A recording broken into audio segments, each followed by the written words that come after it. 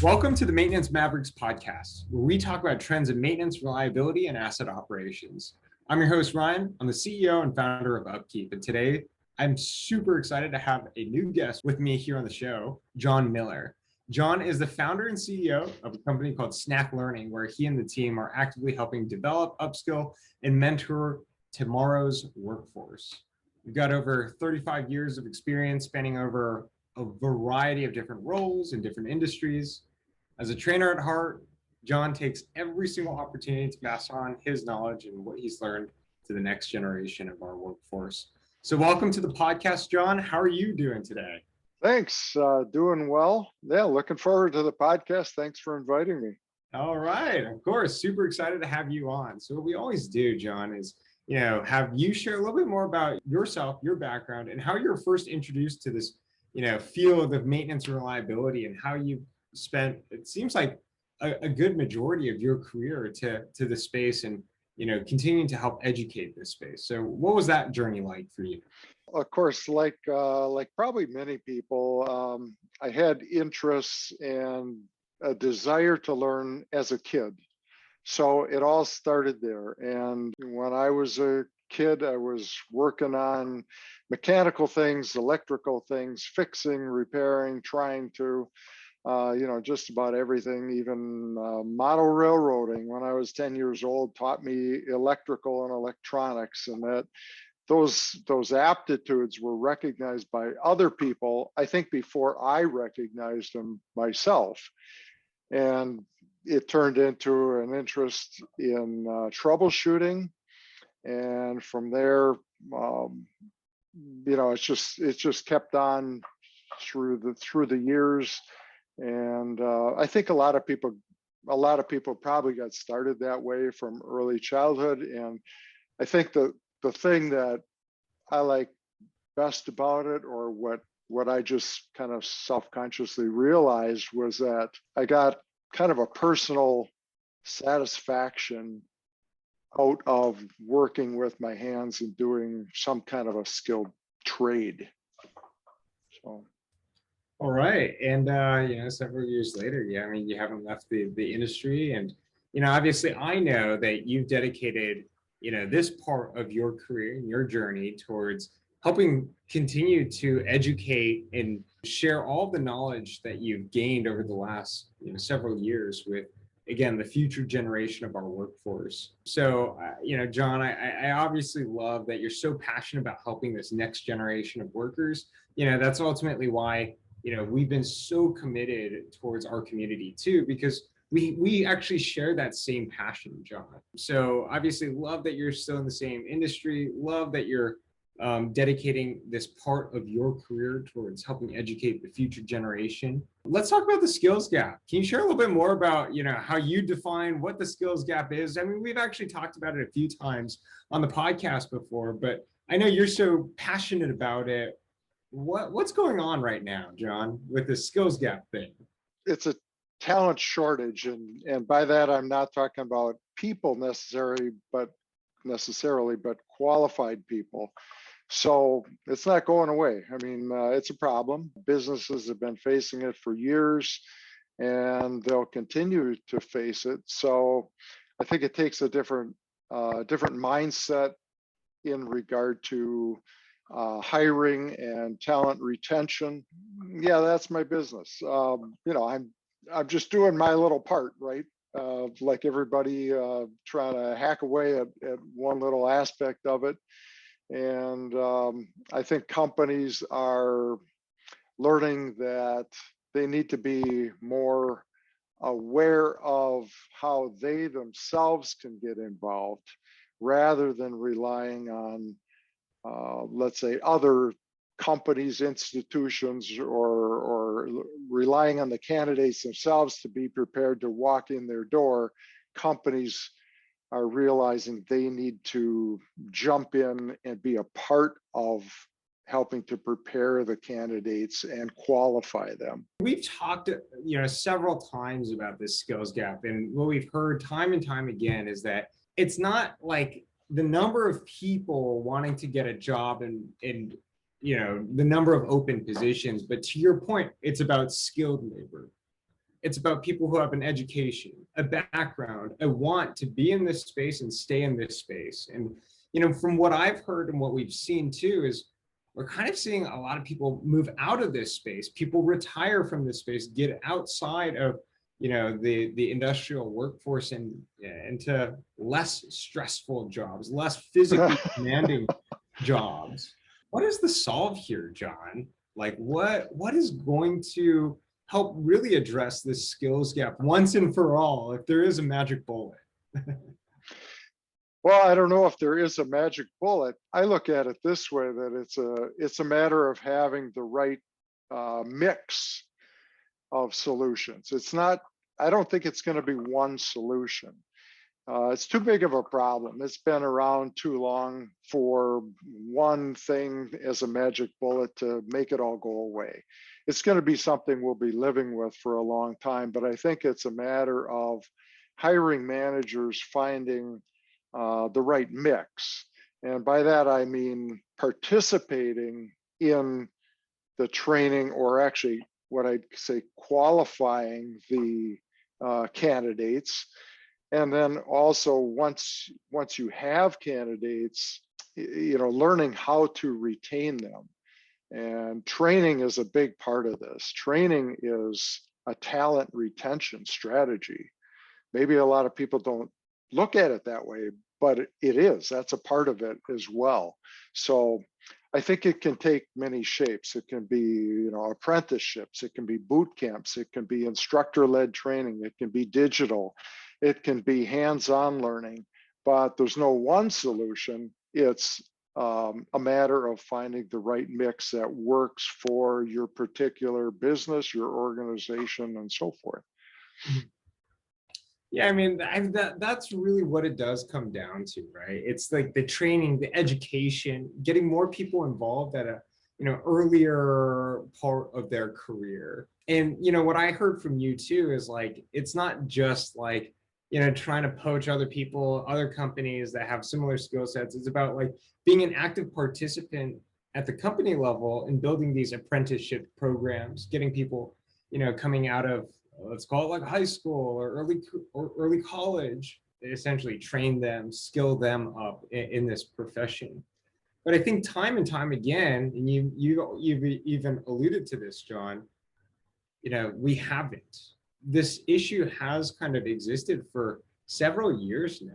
Do you have any perspective on why this has still been going on? And we've always known that it's an issue. Part of it is that a lot of boomers are retiring. Mm-hmm. I'm a boomer. I'm not retiring, but I'm a boomer. I'm one of those, right? One of that group. So there's a lot of that going on, and that leaves a gap because people have 20, 30, 40 or more sometimes years of experience, depending on the industry. Some of these skilled trades industries have been around for a long time, since the Industrial Revolution and so forth. So there's that aspect of it. And then there's the other aspect of it, as we've talked before this podcast a little bit about how sometimes there's a social stigma associated with certain industries. I don't think it's necessarily justified, but sometimes there is a social stigma, and it depends on who those people who might enter the industry are listening to. Are they doing their own due diligence and learning about the industry themselves, or are they listening to somebody who maybe doesn't really have a lot of background, or maybe no background or no familiarity with a particular industry? And that's not a good thing, of course. So you have a number of forces all working together, and as those things happen, of course, technology just keeps climbing and climbing, so the industries change. I think awareness is a big key to it. A lot of people just are not aware of the various industries that are out there and what great careers they can be and how they themselves might fit into a career like that. There's such a vast array of careers today, and it keeps growing, it seems. So, if you think back to a younger person, oh, what am I going to do? So many choices. Yeah. You mentioned two things. One is like the social stigma, and then two is like the, plethora of different choices out there. And I think one thing that comes directly to mind around the social stigma is like, obviously you and I talked about this too, John. Like, I love this like physical world, the physical, environment. I love being able to like touch something that I make and see it actually in action. But I do believe that our industry, manufacturing, heavy assets, like industrial jobs, does have this like negative social stigma associated with it. That it's like it's blue collar, it's low paying jobs. It's funny. It's like I do feel like there's a stigma around not skilled labor. But I do believe that there's a lot of mistruth in that as well. Any thoughts on that? I would tell a person who is looking or considering some kind of work in a skilled trades to do your due diligence and really research it. Don't necessarily just listen to somebody who's a naysayer, unless you know that person, they've got experience in this industry, then you might be getting some sage advice that can be combined with your own research. But the other side of this is that when a person is young, he or she, they haven't been on this earth real long, not as long as I have. As you go on, you learn things that you wish you knew years ago. Just be a lifetime learner. That's one of the main things, and that doesn't stop once you get into industry. That has to continue. That's what I consider myself to be. When I'm in a classroom, I'm learning from my students and the situation around, as well as they learning from me. So I think it's just a two-way street, and I think people don't necessarily or can't necessarily know whether they would like something or even what their aptitudes are without having tried it. I mean, absolutely. And it goes back to this like plethora of different options and choices now. There's so many different professions. And I think Right. even within the last 2 years, like the options have just expanded even more, because what we've started seeing is the ability to work from home from a lot of professions now has been made accessible to so many new companies, which now expands your pool, regardless of where you are geographically. It expands your pool of potential companies, potential industries to almost an infinite number. And so on that note, John, like I think what I've started to see at least is, the new grads, graduating from college, thinking about what do they want to do next. They often get faced with this dilemma. Do I go work in a physical, environment, in a physical, plant somewhere, whether that's oil gas, whether that's a, wastewater treatment plant, manufacturing plant, where I've got to go commute, half an hour to work every day and show up on time and leave at this time and have a very, set schedule? Or do I work from home? And that's work in my bedroom and have the freedom and flexibility oftentimes and not have to commute. And that's oftentimes what I see young people faced with, the dilemma of going into one of these skilled trade labors. So, I mean, like any like recommendations, advice to me as a, let's call it like me, if I were a new person looking to enter the career, like how do I choose between these two options? Well, again, I guess I'd say try to find people and connect with people. Like, including on social media, try to connect with people and find out about those industries. If somebody wants to go into the military, for example, which branch are you going to go into? Do you want to be on the water? Do you want to be on land? Do you want to be the first one's in, the last one's out? Do you want to be up in the air? There are some differences, right? People might have different ways of looking at it. Do your research. Maybe the question here is like, do you believe that our industry is taking reskilling and upskilling our workforce seriously enough?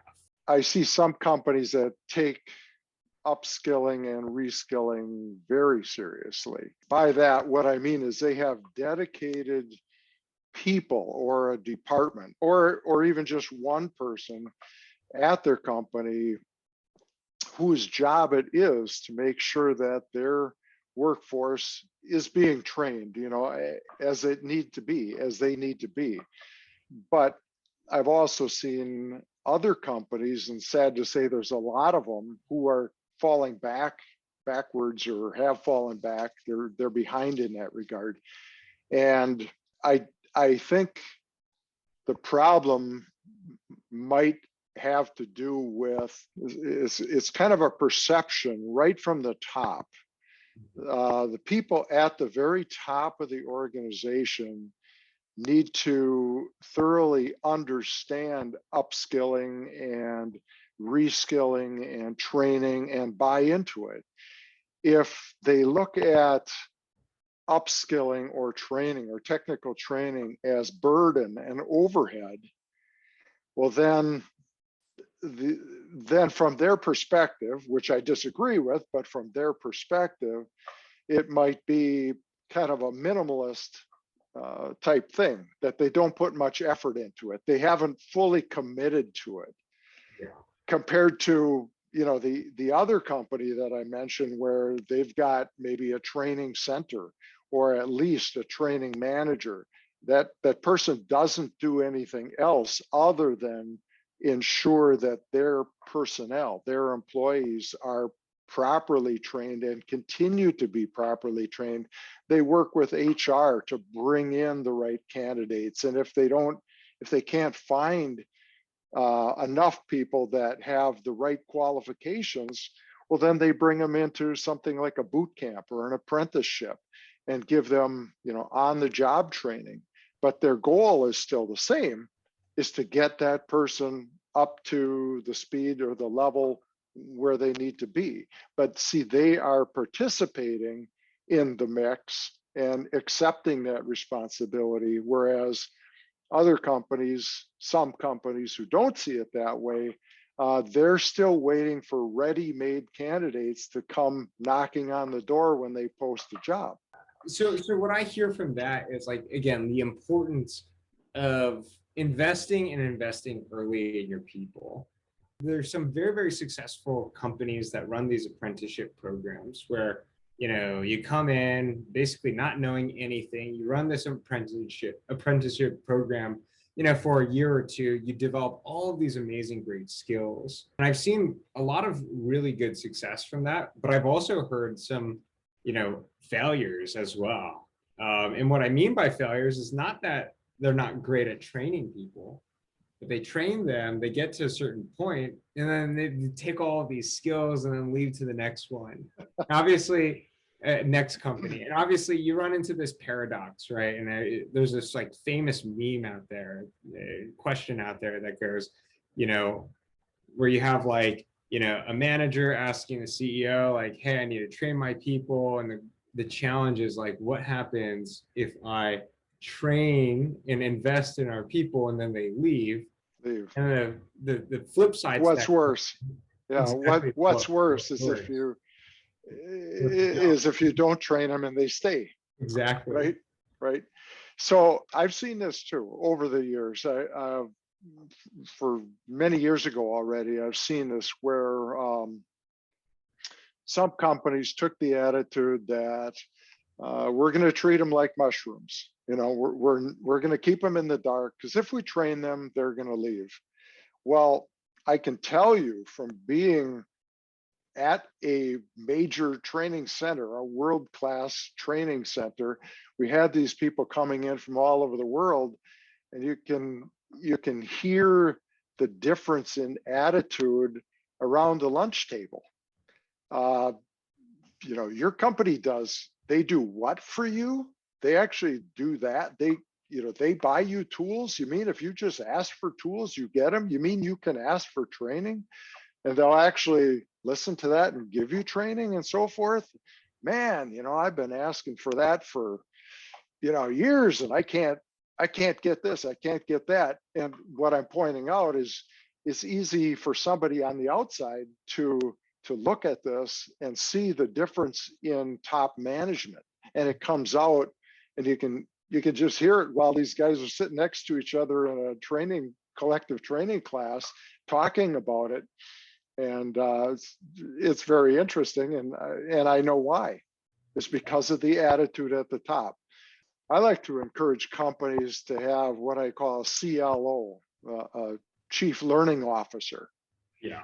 No matter whether you call that person a training manager or you have a training department or you don't, there needs to be somebody within that organization who has the official responsibility of seeing to it that the people are properly trained. Yeah. I mean, what I gather from that, John, is like, if you're going to commit to these things like apprenticeship programs and then commit to reskilling, upskilling your workforce, it is a lifelong commitment. You're doing this forever for your team and your employees. And it kind of actually brings me back. It was like the companies that I think don't do well with these programs, that do train for 2 years and have everyone leave, are the ones that treat it as, a 1-year apprenticeship, a 2-year apprenticeship. And then after that, there's no more.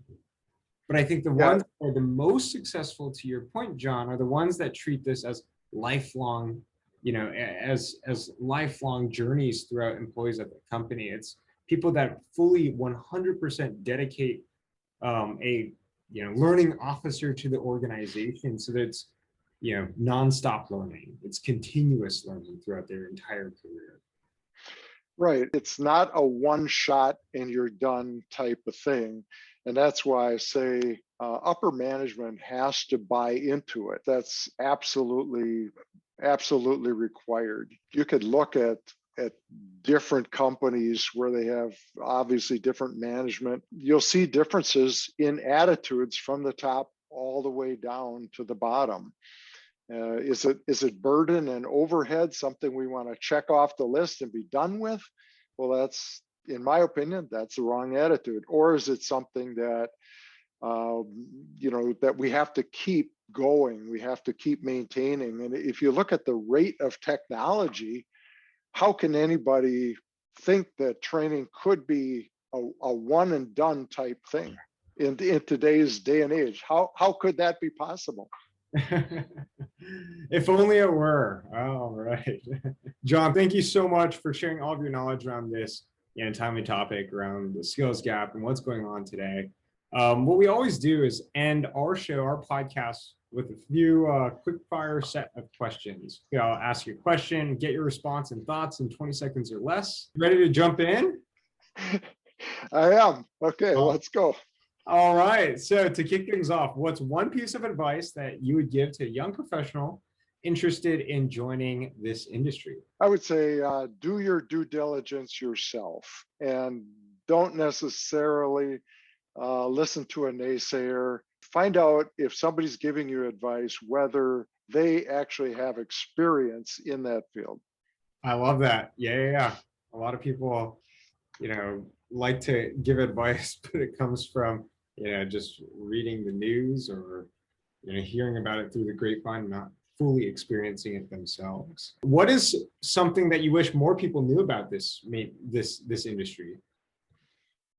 Well, I think the skilled trades are kind of underrated, and I wish people could go ahead 30 years and come back, and they would gain just a much greater appreciation for the skilled trades. What I always have liked about them, and I still think this is true today, and I see it from my students in the classroom, is that working with your hands, working in this kind of an industry, you get a sense of personal satisfaction and pride in workmanship.